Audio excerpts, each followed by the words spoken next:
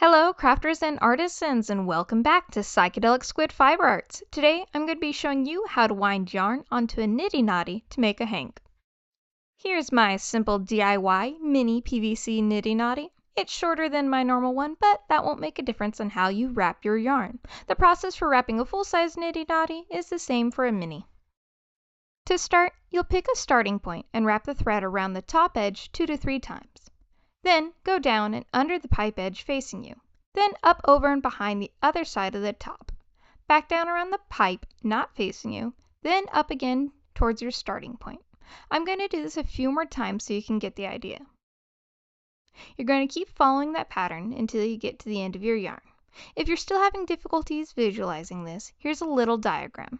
Pick a starting point and follow the arrows in the order of red, yellow, green, blue, and then starting at red again.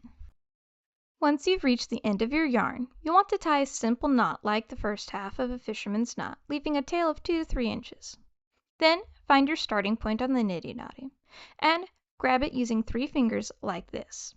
You could just grab one side and pull the yarn off, but I find grabbing it like this the easiest. Then just pull the yarn straight off.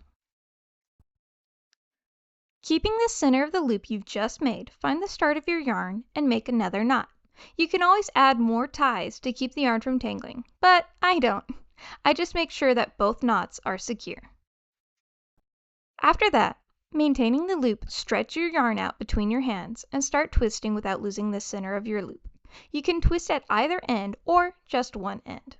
Once your yarn wants to start coiling in on itself, fold it in half. From there, you'll want to continue adding twists with both hands, making sure you don't lose the center with either hand. Here, I'm putting both ends on my left hand, so I can push the twist down to make the hank look prettier. Once I'm happy with my twists, I'm going to use 2 fingers to take one end of the loop and pull it through the other. I want to make sure I pull enough through that it won't accidentally come undone. After that, you can kind of squish it around to even out the twists. And there you go, a beautiful hank. Please leave any questions in the comments section below. Thank you all so much for exploring the depths of your creativity, and I'll see you next time.